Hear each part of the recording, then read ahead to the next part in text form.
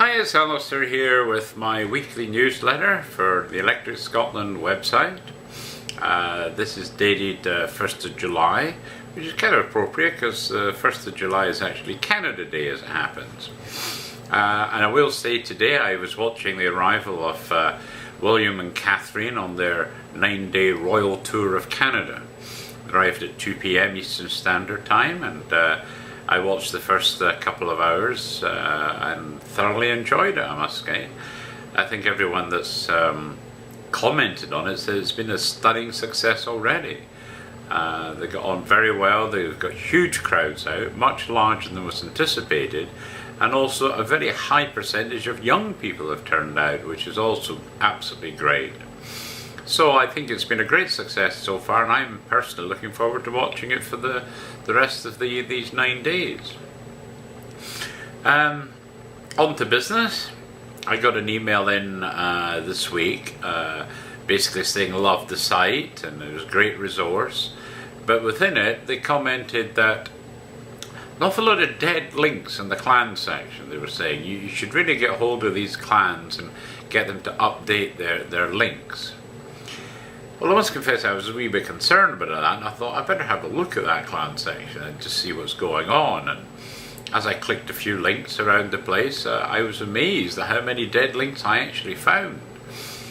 So in fact I spent the whole day yesterday, Wednesday, basically going through every single clan page on the site and family page on the site.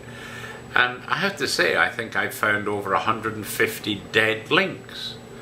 Now, of course, I'm pretty embarrassed that I've got dead links on the site, and that's something I'm going to have to address. But equally well, I can't help thinking, what's going on with the clans that so many of their sites have gone dead? I mean, it may be that some of them have changed to a new domain, which is fine.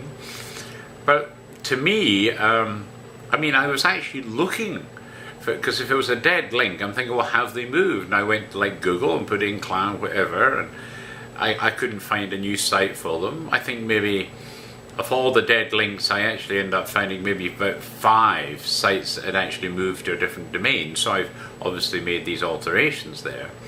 But that's a heck of a lot of sites to just die. And I really don't understand it. I mean, there must be a whole ton of information that's disappeared with those sites. I mean, some of the links that I had put to were people that had been talking specifically about the genealogy of their branch of the clan. And these sites have disappeared somewhere. Where they are now, I have no idea. But that's pretty terrible to lose so much information like that. Anyway, just to say that I literally spent the whole day on Wednesday, I think from about 11 a.m. to probably 10 p.m. in actual fact, by the time I did the last page, but that whole section has now been totally corrected. So if the new link's been discovered, it's gone in, but otherwise we've removed all the dead links from the site. So at least now we're bang up to date. But hopefully, if any clans are out there and would like to take the trouble of looking at our clan page for them, if they have a link that they know is good, please feel free to get in touch and let me know. And I'll certainly update it. I mean, the clan section is really the only section of the site that I've made a deliberate effort to put links to these clan sites. I'm just thankful that I don't rely on clan sites for the history of the clans. Because if I was, I'd have lost a whole ton of information. So, anyway, if you're a member of a clan and you know of your own clan websites, you might compare to what you know to what we've got on the site, and if there's anything that you feel that we should be linking to, please get in touch. The other large amount of work that we'll be doing this week is on our postcard program, and it's way past time that we sorted that out and got it working the way we wanted. I will say that the whole system's now been upgraded to the very latest release. We haven't finished working on it, but we've done a ton of work, so it now all works the way it should. In other words, if you schedule a card to be sent in 3 weeks' time, it will be sent in 3 weeks' time. if you use the reminder program to remind you if an event is coming up in whatever in month's time or whatever, it will actually remind you on the day you specified. I've tested it all out, it works, and I must confess that I had forgotten the fact that while you could send a card immediately, if you scheduled a card to be sent at any other time other than right away, it wasn't going out, and that was pretty damned embarrassing, I have to say. But all that's now fixed. We've also added a few new cards, and Steve is also working on a new section which are fantasy cards. He used to run the Realms of Fantasy website some years ago now, and it was basically some of the really big artists in the fantasy genre allowed Steve to put up pictures of their own output. And so I think he's got a note here. We've got all our authorizations from Larry Elmore, Keith Parkinson, Gerald Brom, and many more to come, he says. So over the next few weeks we're hoping to build up a very large fantasy section or category of the site. And of course there are already a lot of good sections up. We've got a Scottish section up, we've got a section for David McConnell Hunter, who does some stunning pictures, and so we've got a collection of his pictures up there on the site. And we've also got a clan section, and there's pictures of a few clan lands. And certainly we'd be very keen for any of you to contribute to the postcards. If you've got some really good pictures of your clan lands, or indeed we've got parts of the country. I've got a bit for Canada and a bit for the USA, and I put up some of my own photographs from these countries. So if you'd like to contribute anything to the site, love to hear from you. We've been building the music. At the moment we've got a Michael Jackson category, and we've got a Scottish category, but we hope over time that we'll build other wee categories within the music section. And also we've got what's called a poetry section. It's really poetry and stories. And so again, the plan is to gradually add more to those.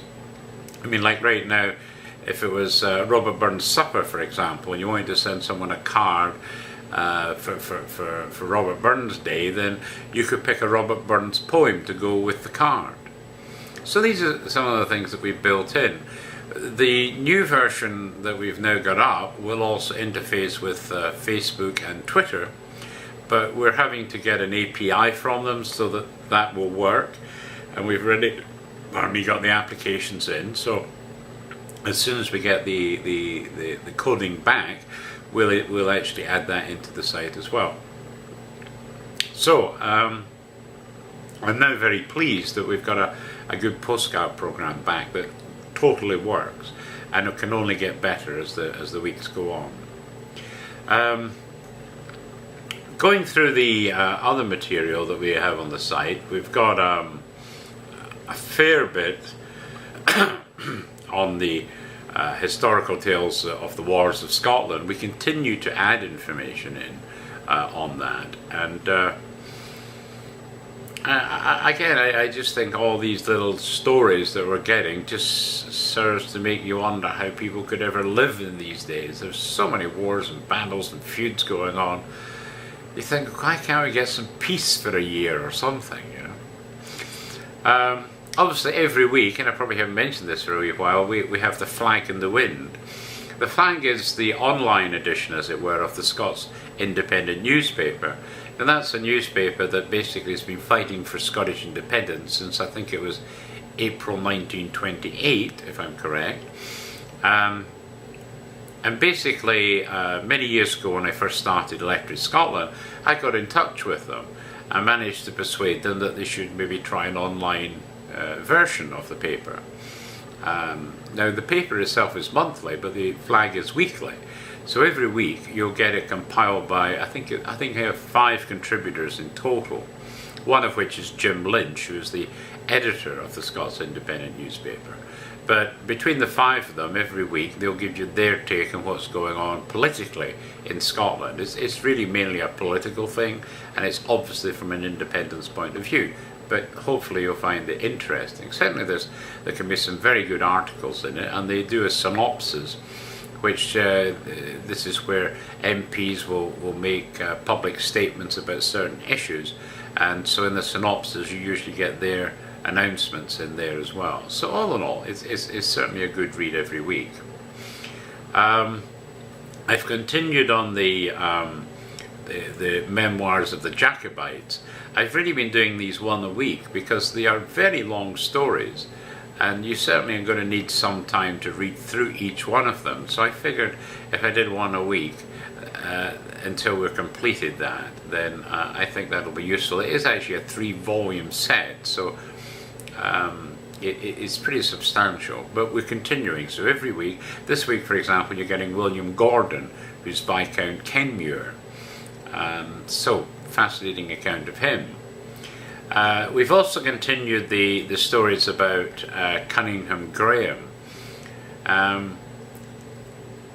Again, he's a remarkable person because he was the one that was the first president of the SNP, Scottish Nationalist Party, but his background is amazing, and I think I've mentioned in a previous newsletter something about him, but certainly well worth the read. The chapter's up this time with the suffering of the poor and the championship of the poor, so again a good read there.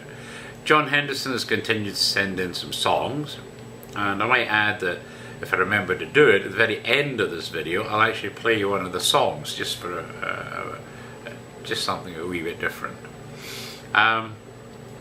We're working on our New Zealand cousins, and I just happen to love reading this, and what I'd really love, I mean, I hope there's some people from New Zealand reading along with us on this one, and if they are, if they've got any pictures of areas that are being talked about, I mean, I'd love to receive them, because when you're reading a book like this, it's all text, and while the descriptions are very good, to actually get some pictures would make a huge difference to us understanding what the country looks like. So certainly anyone in New Zealand that can either take pictures for us or have pictures, I'd certainly love it if you would send some in, and if you indicate what chapter that they could go to, that would also be excellent information.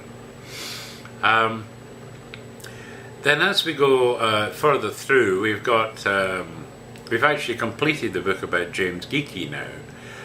So that book's now done, which has allowed us to move on to some other books. We've also completed the book about Loch Kinnaird. And I think again that's been an interesting one because it's been a funny wee area of Scotland. But it's amazing the history just in that one little area. And if you extrapolate that through the whole of Scotland, there's clearly a whole ton of stories about everywhere in Scotland. But of course, with the Highland clearances, a lot of these lands, which had a lot of stories, now have no one living there, which is a real shame. We've also commenced the memoirs of Robert Dollar. Again, this is a chap that was born in Falkirk. He then was brought up there, went to school, moved to Canada, where he became a lumberman, and then moved to America and became an American citizen and got into shipping. But the quote I'll give you here is Californian Governor James Rolfe Jr. said at the time of his death, Robert Dollar has done more in his lifetime to spread the American flag on the high seas than any man in this country. He was in China before most people were in China, and if you read the book along with me as I get it up, you'll see that time and time again he's predicting a fabulous future for China. I mean, at the time he's talking about, he says 1/4 of the world's population lives in China. And he said their natural resources are huge. He said we can't not deal with China. And as you read along with him, you can find that the American Congress made some really stupid laws. And I think this is the problem with politicians, is they're generally too short-sighted. They're looking to immediate advantage and not looking to the long term. But because of that legislation that they passed, they literally wiped the American flag off the high seas totally, to zero. That's how clever these politicians were in these days. And I think it's this type of book that, to me, this is what history is all about. Because by reading the histories, you should be preventing yourself making the same mistakes. But yet the same mistakes keep being made, and yet we should be learning from things like this. And that's why I highly recommend that you have a read at it, because he's just showed huge vision, and he was highly respected in China. Also worked in Indonesia and Japan, Australia, but really throughout the Pacific. So he was quite an incredible character, and I hope you enjoy it. It's a 2-volume book, so it'll take us a few weeks to complete, but I hope you'll read that along with me, because it's a fascinating person. And then another new book we started this time round is about Thomas Guthrie. Now in the newsletter, text newsletter, I've given you a link to a message I posted up in our community, which is a small biography of him. But this, of course, is the entire book. But I think the biography itself gives you a sense of what kind of person he was.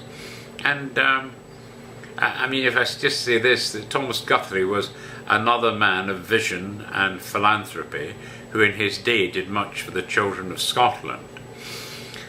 Because he really started the ragged schools, as it were, for the poor children around the place. But the work he did was quite amazing.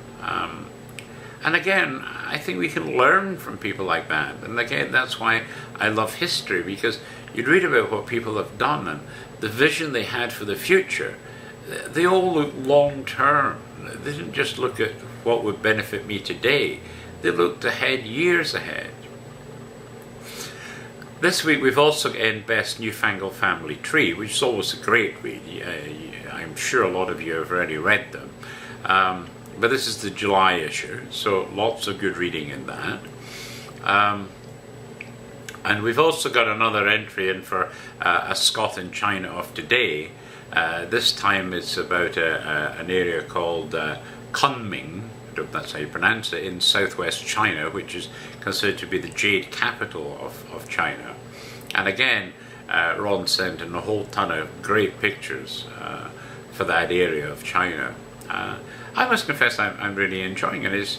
It's kind of opening up my eyes a lot more to China and what you can see and do there. I mean, some of the scenery is actually fantastic there.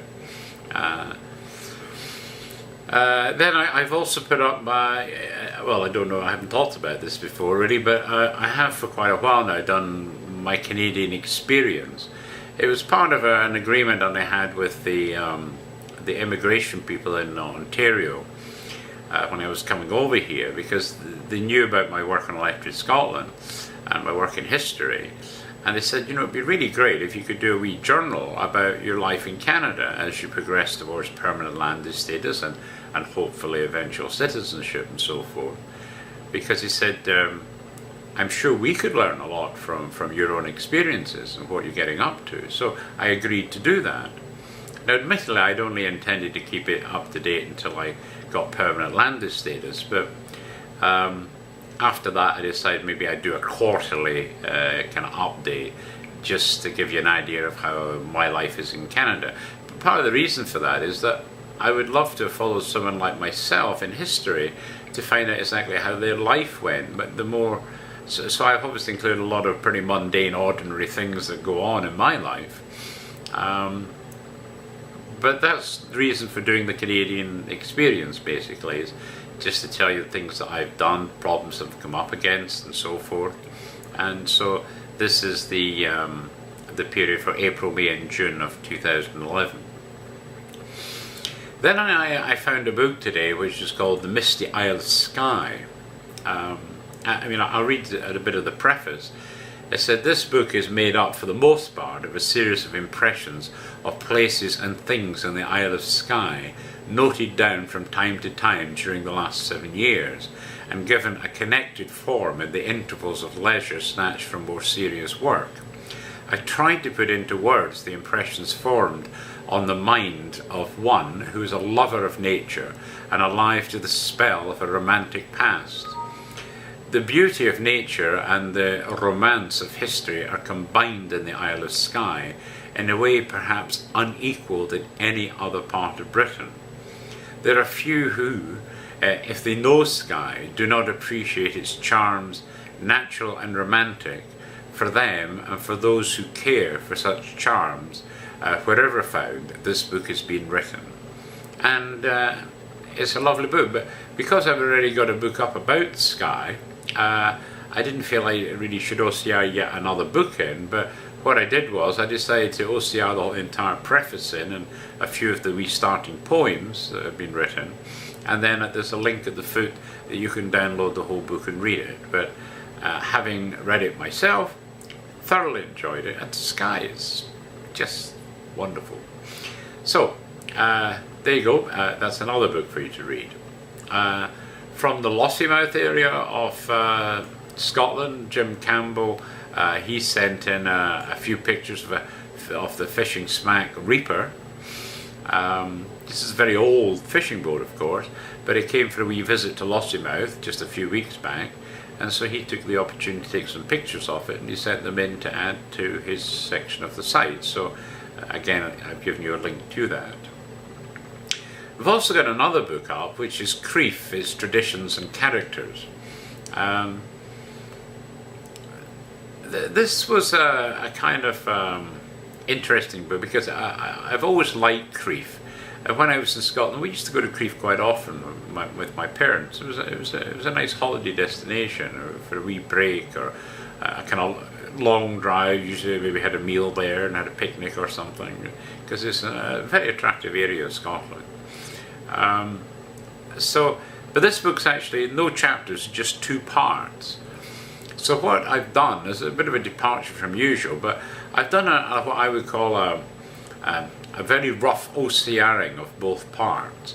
So when you go to the site, you'll get the introduction, but then you'll get a link to both parts. When you click on either of them, that's where you'll see a rough OCRing, but right at the top I put a link to a PDF file of that part, because what I did was I extracted it and created a separate PDF for both parts. And I think maybe in my view you might be better reading the PDF, because the spellings will be correct and everything, because there's obviously a lot of old Scots words in it. So with the rough OCRing I'll probably have missed some of those, whereas the PDF you'll actually get it, and the PDF is very readable. Then John Henderson also sent in, he had been doing in the past the great founders of Falkirk and Glasgow, and he basically sent in chapter 6 of that, which he says is now the final chapter to finish that series off. So if you're interested in the Falkirk Glasgow area, that will be a good one to have a read at. So that's essentially what's up this week. I did say that I would try and maybe finish off by giving you a kind of one of the songs, because remember, if you go to our main menu, you can see on the top towards the right there's songs as a link, and this is the section that John has been building up over quite a few months now. He basically finds an actual song that he converts to wave format, so it's maybe not the absolutely best quality, but he basically transcribes the words. So when you click, when you go to the index page, you'll see a whole list of all the songs, and when you actually click on one of the links to go to the song, you'll get all the words for it right there. But at the top of each song we've got a link saying click here to play this song. And then when we've worked it, and I'm not quite sure if it works in every browser, but when you click it, it should come up in a new window and it will start to play the song for you, which means if you just minimize that and go back to the previous window, as they're singing you the song, you'll be able to read the words, which I think is pretty neat actually. And so just to kind of finish up this newsletter, I thought, well, why don't I just play the song of this week, which is actually called Glencoe. So, without more ado, here it is.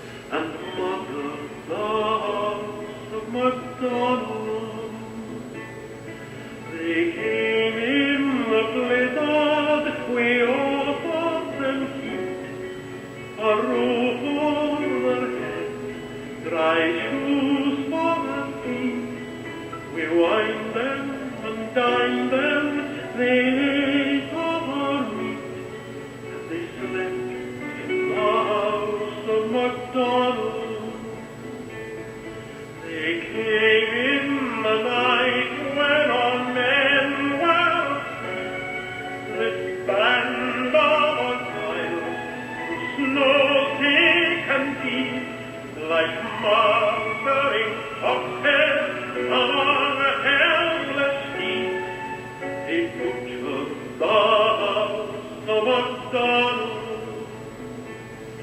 Oh, cruel is the snow that sweeps Glencoe and covers the grave of Donald,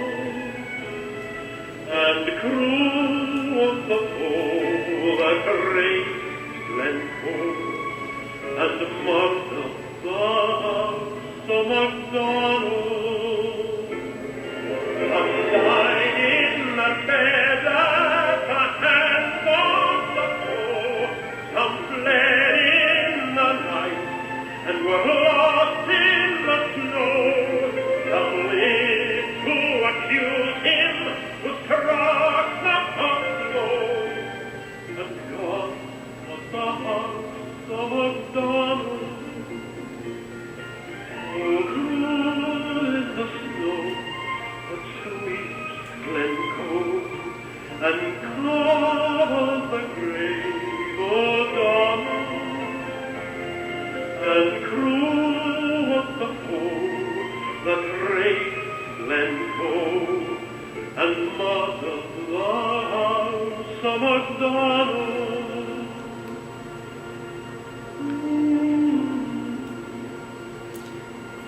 And so there you go, we finished up with that one, and that was sung by Kenneth McKellar, as it happens.